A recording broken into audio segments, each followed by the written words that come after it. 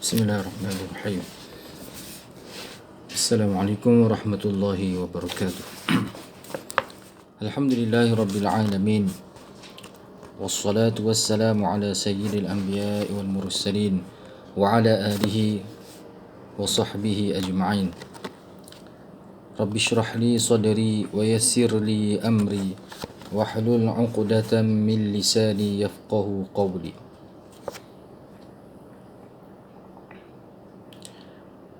قال الله سبحانه وتعالى في كتابه العزيز بعد أعوذ بالله من الشيطان الرجيم بسم الله الرحمن الرحيم قد أفلح المؤمنون الذين هم في صلاتهم خاشعون صدق الله العظيم.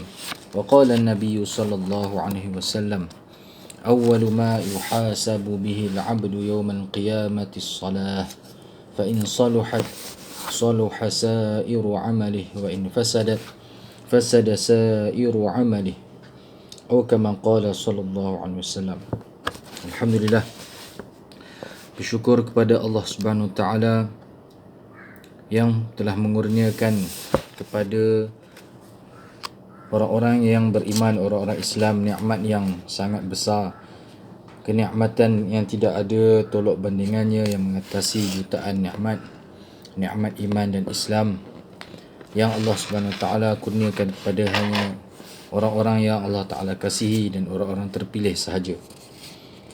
Dan insya-Allah pada rakaman kali ini kita akan menyambung bacaan dan juga muzakarah berkenaan dengan sunat hai'ah di dalam sembahyang sebagaimana yang telah dibawa, yang telah dikarang, yang telah disusun oleh Syekh Muhammad bin Ismail Daud Fatani di dalam kitabnya ini, iaitu Matla'ul Badrain wa Majma'ul Bahrain, di dalam membicarakan fiqh mazhab al-Imam Asy-Syafi'i rahimahullahu taala wa nafa'ana bi'ulumihi fid darain amin.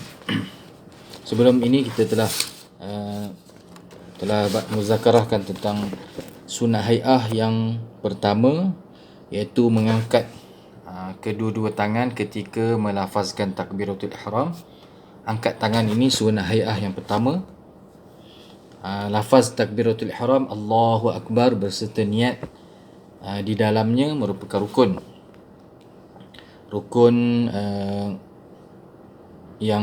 yang pertamalah juga. Manakala angkat tangan ini merupakan sunnah hai'ah. Yang kedua,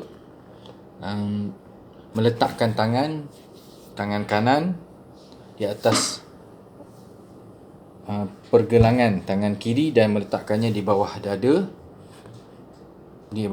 dan di atas pusat. Maka itu sunnah hai'ah yang kedua. Dan ketiga, membaca doa iftitah, iaitu doa yang dibacakan sejurus selepas tangan diletakkan di atas di bawah dada dan sebelum membaca surah Al-Fatihah. Ini juga merupakan sunat hai'ah yang mempunyai kelebihan ganjaran yang sangat besar. Dan kemudian sunat hai'ah yang keempat ialah membaca A'udzu billahi minasyaitonir rajim pada setiap rakaat. Begitu juga A'udzu billahi minasyaitonir rajim ini kalau di dalam sembahyang yang dibacakan kuat, iaitu contoh seperti sembahyang subuh, sembahyang malam, sembahyang maghrib dan isyak, maka A'udzu billahi minasyaitonir rajim jika dibaca sebelum membaca Bismillahirrahmanirrahim ataupun sebelum membaca surah, maka dibacakan secara perlahan. Walaupun contohnya yang menjadi imam, sebelum dibaca Bismillahirrahmanirrahim yang merupakan ayat pertama daripada surah Al-Fatihah, maka A'udzubillahi minasyaitonirrajim yang merupakan sunat hai'ah akan dibaca dengan perlahan. A'udzubillahi minasyaitonirrajim. Bismillahirrahmanirrahim. Sekadar a'udzubillah itu sekadar didengari oleh yang didengari telinga orang yang membacanya. Maka kita akan masuk pada sunat hai'ah yang ke-5, iaitu menjaharkan ataupun menyaringkan, membaca dengan kuat. Bacaan sama ada ketika menjadi imam atau sembahyang bersendirian, di semua tempat, di semua bacaan yang sunat dijaharkan, yang sunat dinyaringkan, iaitu pada sembahyang subuh, 2 rakaat pertama pada sembahyang maghrib dan isyak, sembahyang Jumaat, sembahyang 2 hari raya, sembahyang gerhana bulan, sembahyang minta hujan, sembahyang tarawih, dan 2 rakaat sembahyang sunat tawaf pada waktu malam dan subuh. Jadi ini beberapa tempat yang mana akan dibaca oleh seseorang yang sembahyang itu, sama ada dia sembahyang bersendirian ataupun dia jadi imam. Dia akan dibaca dengan jahar ataupun dengan makna nyaring, kuat. Maka dia adalah sunat hai'ah. Tapi bila jadi imam, maka katakanlah imam itu dia terlupa, maka dia akan baca perlahan. Contohnya dia baca perlahan, patutnya rakaat kedua, contoh dalam sembahyang maghrib, imam perlu baca kuat lah, iaitu baca surah Al-Fatihah ataupun baca surah. Patut baca dengan jahar tapi terlupa, maka tidaklah membatalkan ataupun merosakkan sembahyang. Namun begitu, dia dikira sebagai tertinggallah sunnah hai'ah. Ada kekurangan lah, ada tidak cantik pada perkara itu. Tapi tidaklah perlu sampai makmum pun tegur. Imam senyap je, makmum tegur. Tapi kalau melibatkan tambah atau kurang rakaat, maka akan makmum perlu ingatkanlah nanti. Juga nanti kita akan masuk pada memperlahankan pula, di mana tempat imam ataupun orang yang sembahyang sendirian perlu perlahankan. Jadi di antaranya sembahyang subuh, 2 sembahyang subuh, sama ada sembahyang menjadi imam ataupun bersendirian. Jadi kalau sembahyang sendirian pun, seseorang itu akan baca dengan agak kuat. Tidak perlu terlalu kuat, tetapi yang sehingga kadar yang dinamakan sekurang-kurang jahar, sekurang-kurang menyaringkan bacaan, iaitu didengari dengan telinga pastinya, dan boleh dikatakan lebih daripada itu lagi, lebih sedikit lah. Sehingga kalau kata ada orang di sebelahnya ataupun di kawasan itu, di bilik itu, maka dia pun boleh dengar. Itu makna jahar paling kurang. Sebagaimana dalam melaungkan azan. Melaungkan azan ini, dia memang perlu jahar lah. Paling-paling kurang azan itu didengari oleh ada orang lain yang dengar. Kalau dia sendiri je dengar, maka tidak cukup lah. Tidak dinamakan menyaringkan suara dalam azan. Dia tak sama kadar itu, ada agak berbeza sedikit dengan kita memperdengarkan bacaan-bacaan tasbih-tasbih dalam sembahyang contohnya. Ataupun makmum sendiri yang jadi imam, yang jadi makmum, apabila dia hendak membaca surah Al-Fatihah, maka dia perlu perdengarkan telinga dia bacaan yang dia baca tu, tetapi dia bukan kadar yang sehingga orang lain dengar. Cukup dia sahaja dengar. Itu pun tengok tempat. Kalau tempat tu sunyi, ya, kadarnya sehingga telinga dia dengar. Tapi kalau ada bunyi-bunyi yang lain, ada bunyi bising yang lain, ataupun ada imam sedang membaca surah contohnya, maka bukan sampai dia kena dengarkan juga. Kadar tu dia perlu imbangkan lah.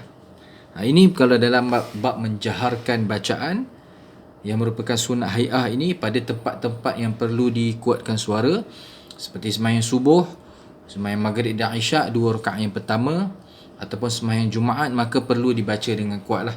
Jadi kalau yang imam-imam di surau di masjid, mereka akan pakai mic. Maka bila pakai mic tu memang dengar lah. Memang dengar. Cuma katakanlah tak pakai mic. Katakan tak pakai mic, bacaan tu boleh didengari oleh orang lain. Itu kadar dia. Katakan bila mic terputus, mati ataupun trip, maka paling-paling yang depan-depan tu, yang belakang-belakang, yang belakang imam, yang saf depan, dengarlah suara imam, walaupun yang duduk di belakang lagi tak dengar. Maka itu telah sampailah pada kadar minimum menjaharkan, iaitu menyaringkan suara. Baik, yang ke-6, sunat hai'ah yang ke-6, diperlahankan bacaan selain daripada sembahyang yang disebut di atas.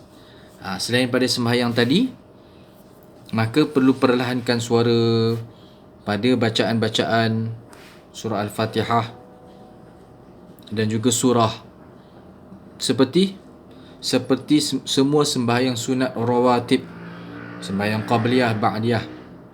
Walaupun rawatib itu dilakukan di waktu malam, walaupun pada waktu malam.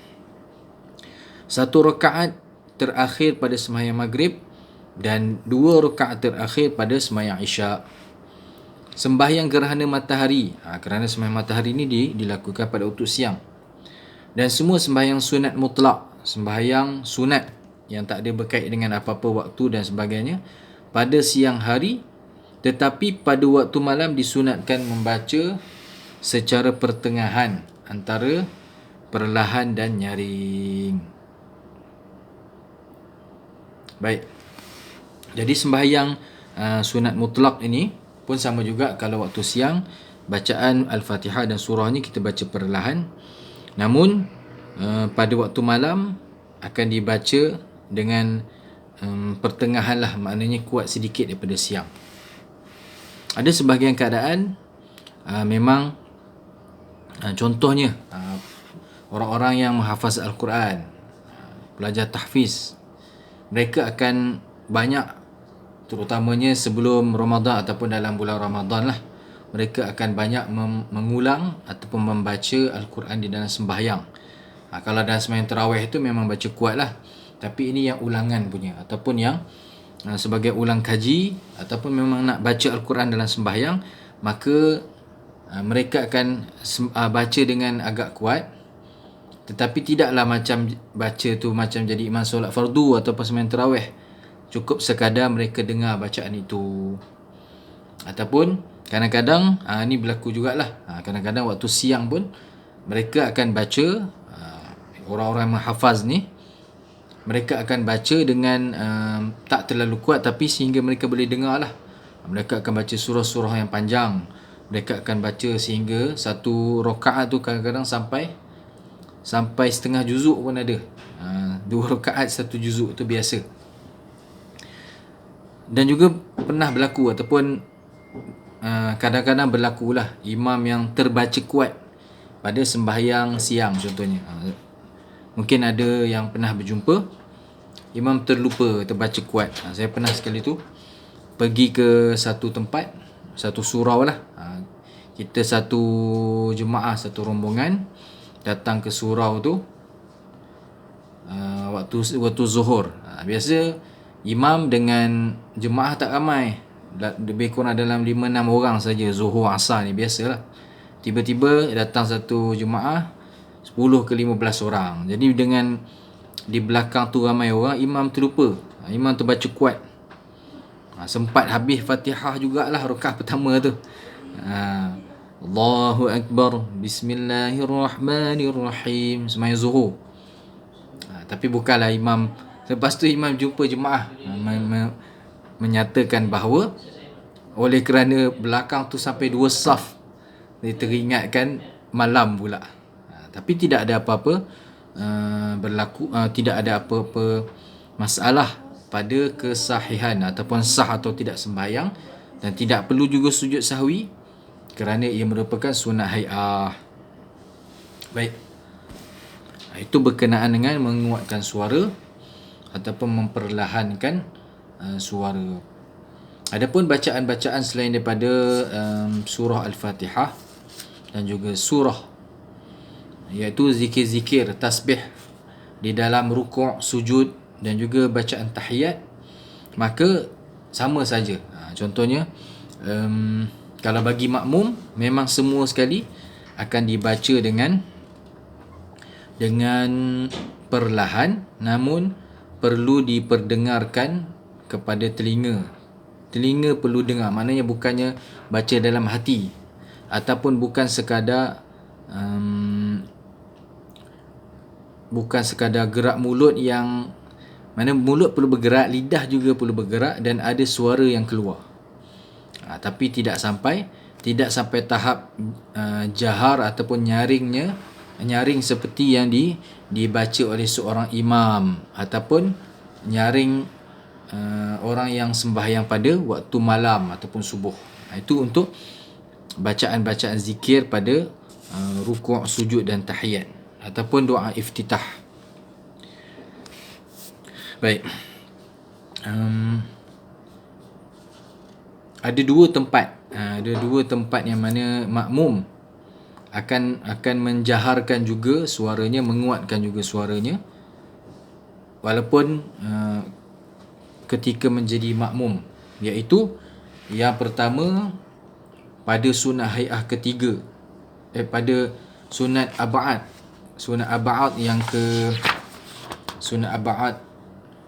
yang pertama, yang kedua lah, iaitu pada doa kunut.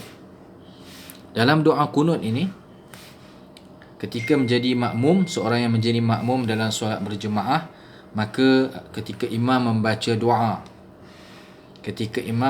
doa Allahumma hdina fi man hadait, maka makmum akan mengucapkan amin dengan suara yang agak kuat. Agak kuat ni maksudnya bukanlah terlalu tinggi, bukanlah sama tinggi dengan imam, tapi keluarlah daripada suara itu sehingga dikira sebagai kuat. Maknanya orang sebelah boleh dengar. Itu kadarnya lah, orang lain boleh dengar. Jadi kalau ikut suasana je dalam mazhab Syafi'i, dalam mazhab Imam Syafi'i, apabila imam membaca doa kunut ataupun membaca doa kunut, maka lafaz amin itu kalaulah bersama-sama makmum yang beberapa orang di belakang itu sama-sama mengucapkan amin, maka sebenarnya akan kedengaran lah, akan ada gema sedikit.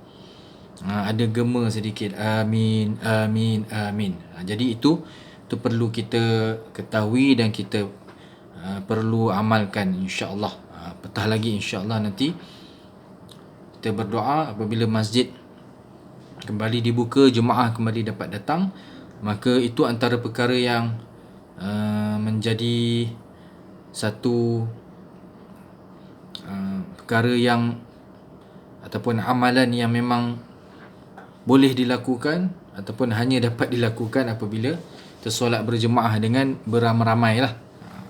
Kalau sembahyang seorang, maka akan baca semualah doa kunut tu sekali dengan amin.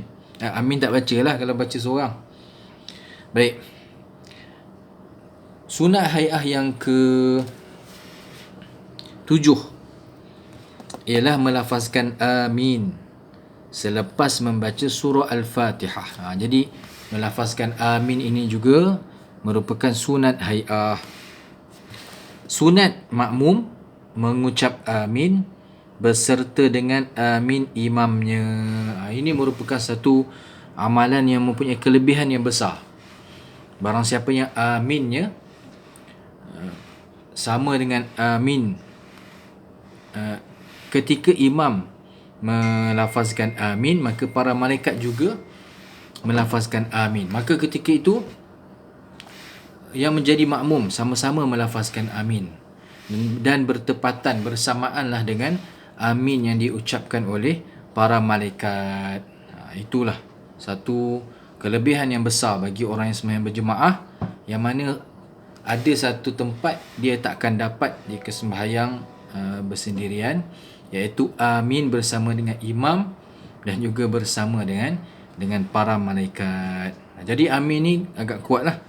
Maknanya lebih kuat daripada bacaan contoh makmum perlu baca Fatihah juga sekadar didengari oleh telinga.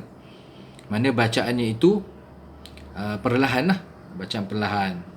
Tapi kena baca. Ini amin ini dilafazkan. Dilafazkan dengan agak kuat sehingga boleh kedengaran lah.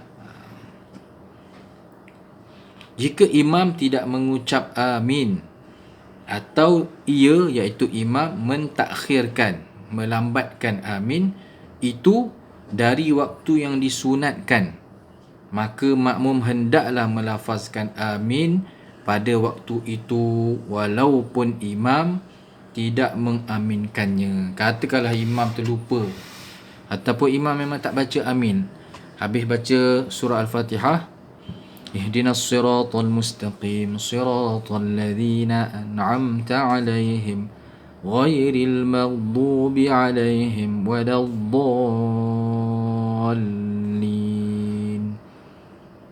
Imam diam je, tahu-tahu baca surah, ataupun memang imam diam lah. Jadi makmum apabila perasan, apabila mendapati imam tidak terus membaca amin sehingga waktu tu dah panjang sangat, dia memang baca amin ni sejurus selepas akhir surah Al-Fatihah, waladdallin, amin. Mana sekadar yang tak sampai waktu yang terlalu panjang sehingga memisahkan. Jadi makmum akan baca sendiri amin sendirilah. Baik. Sebab tu kadang memang imam perlu tahu bahawasanya amin ni sunat hai'ah yang perlu dibaca. Perlu ni maksudnya memang sepatutnya dibacalah, walaupun tinggalkan tu tidak merosakkan sembahyang, tidak menyebabkan batal ataupun tak menyebabkan perlu sujud sahwi, tapi ia adalah kesempurnaan. Biasanya tak adalah imam yang tak baca amin, ataupun kebanyakannya tidak meninggalkan amin ini. Tapi biasa yang berlaku mungkin lambat sedikit.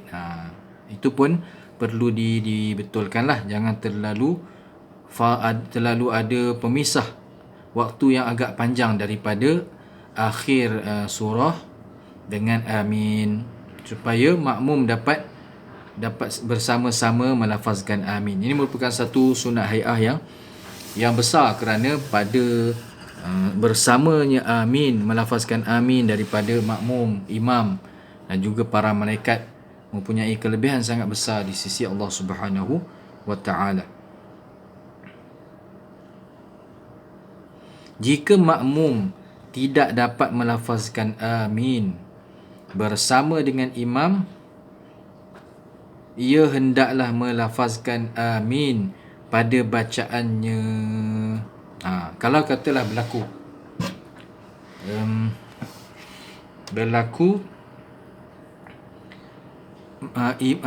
makmum ini tak sempat melafazkan amin bersama dengan imam.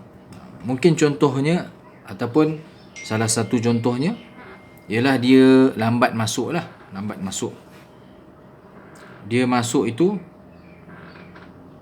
ketika imam telah selesai baca surah Al-Fatihah dan telah pun melafazkan amin bersama dengan makmum lain. Maka dia akan, ketika dia baca surah Al-Fatihah nanti, dia sendiri akan membaca amin. Jika makmum membaca surah Al-Fatihah serentak dengan imam dan selesai bersama-sama, memadailah dengan satu amin sahaja. Dia, kalau kita sembahyang daripada awal ataupun dapat rakaat, contohnya kita bertakbiratul ihram bersama dengan imam, maka apabila imam membaca surah Al-Fatihah, kemudian di hujungnya imam akan melafazkan amin, maka makmum akan bersama-sama dengan imam melafazkan amin. Kemudian setiap makmum perlu membaca sendiri surah Al-Fatihah masing-masing. Maka setelah sampai di hujung pun melafazkan juga amin. Maka ada dua amin lah pada setiap rakaat yang dibaca kuat. Tapi kalau ada makmum yang baca tu serentak, dia baca sama-sama dengan imam. Ini kalau tidak ada sebarang keperluan, maka tidak baguslah. Kerana makmum ini perlu berada di belakang imam, sama ada dari segi perbuatan ataupun bacaan. Antara situasi ataupun kemungkinan berlaku ini mungkin kerana katakanlah kerana berlaku mungkin dalam sembahyang sunat tarawih ataupun sembahyang sunat yang lain, imam mungkin bacaannya itu cepat, baca surah yang pendek, ayat yang pendek dan juga cepat. Jadi makmum mungkin khawatir ataupun memang dah tahu dah sebelum tu, rakaat sebelum tu dah tahu dah, kalau tak baca sekali maka tertinggal jauh sangat. Sebenarnya kalau tertinggal pun makmum boleh habiskan surah Al-Fatihah. Adalah situasinya, jangan sampai tertinggal 3 rakaat yang panjang. Bagi makmum yang ada uzur yang baca lambat surah Al-Fatihah pun tak apa, diuzurkan. Tetapi kesimpulannya, katakanlah kalau dia tak baca habis imam baca surah Al-Fatihah, baru dia mula sekali imam baca surah Inna a'tainakal kautsar, cepat pula tu. Kemudian pergerakan imam pun agak laju. Jadi oleh kerana khawatir tertinggal jauh sangat, makmum baca sekali. Ataupun kalau memang makmum tu dia baca sekali, jadi apabila habis sama-sama, maka memadailah sekali amin sahaja. Jika makmum lebih dahulu selesai baca surah Al-Fatihah, makmum pula terlebih, makmum lagi laju daripada imam. Cadangnya imam nak follow belakang imam, tapi makmum terbaca dulu, habis dahulu. Maka makmum hendaklah mengaminkan bacaan dirinya dan kemudian mengaminkan bacaan imamnya. Kalau situasi macam ni, terbaliklah daripada situasi biasa. Yang biasa imam baca dulu, kemudian amin dengan imam, kemudian makmum baca sendiri, makmum amin lagi. Ini tak, makmum baca serentak. Imam start baca surah Al-Fatihah, dia pun baca juga, agaknya terikut imam. Mungkin ada situasi imam tu bacaannya sedap, jadi makmum terbaca pula. Jadi dia habis dulu, maka dia aminkan dulu bacaan untuk dirinya. Kemudian apabila imam pun amin, dia pun bacalah amin. Ataupun ada satu lagi situasi di mana ketika dia baca surah Al-Fatihah, katakanlah imam baca dulu, dia baca kemudian pertengahan, imam sampai maliki yaumiddin, dia dah mula baca bismillahirrahmanirrahim, alhamdulillahirabbil alamin. Jadi bila imam dah habis ghairil maghdubi alaihim waladdallin, ketika imam nak amin, dia baru selesai, contohnya sampai baru ihdinas siratal mustaqim, maka dia pun boleh sama-sama melafazkan amin dengan imam dan kemudian terus sambung ayat yang seterusnya, siratal ladzina an'amta alaihim. Tak perlu ulang daripada awal, kerana walaupun ada pemisah, tetapi pemisah itu berkaitan dengan sembahyang ataupun berkait dengan amalan yang memang telah ada dalam sembahyang. Baik. Kalau baca Fatihah terberhenti saja, termenung dengan masa yang agak lama, ataupun terpisah dengan zikir-zikir yang lain yang tak ada kaitan dengan surah Al-Fatihah itu, maka perlu ulang balik daripada bismillahirrahmanirrahim, daripada awal lah.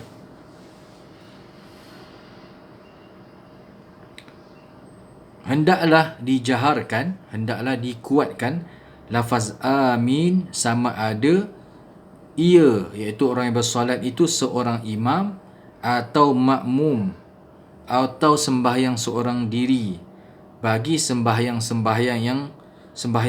sunat yang dijaharkan, iaitu yang dikuatkan, dan diperlahankan bagi sembahyang sunat yang diperlahankan. Jadi kalau sembahyang sunat rawatib, contohnya qabliyah ba'diyah, walaupun waktu malam, maka amin itu pun sama jugalah, perlahan, sama dengan qada ataupun intonasi kita baca surah tu dengan perlahan, baca Fatihah tu dengan perlahan, sekadar didengari oleh telinga. Sama juga aminnya pun kadar yang sama. Amin juga dengan kadar yang sama. Jadi sebagaimana contoh, ada sembahyang sunat yang biasa kita lakukan, masyarakat kita pun biasa buat, yang juga disarankan oleh alim ulama, iaitu contoh seperti sembahyang sunat hajat. Sembahyang sunat hajat ini walaupun ada dibuat secara berjemaah, ada yang dibuat secara berjemaah, tetapi tidak akan dibaca dengan kuat lah, walaupun pada waktu malam. Walaupun pada waktu malam, sembahyang sunat hajat kita akan dibaca, imam akan baca dengan perlahan surahnya dan juga al-Fatihahnya. Wallahu alam. InsyaAllah pada lain waktu, pada rakaman akan datang, kita akan sambung pada sunnah hai'ah yang ke-8. Jadi mudah-mudahan kita mendapat kefahaman atau juga dapat menambah baik lagi amalan ibadah solat yang utama ini, ibadah yang paling utama ini, iaitu solat. Semoga pengetahuan yang bertambah dapat menambahkan lagi kecantikan sembahyang secara luar dan dalaman, dan semoga sembahyang kita ini akan dimudahkan ataupun yang dihisab, yang diterima oleh Allah Subhanahu Wa Taala, yang akan menjadi penyebab redha Allah Subhanahu Wa Taala. Dan kita berlindung daripada solat kita yang kita lakukan akan jadi seperti kain buruk yang dilemparkan ke muka. Na'udzubillah min zalik. Wallahu alam. Billahi taufiq wal hidayah. Assalamualaikum warahmatullahi wabarakatuh.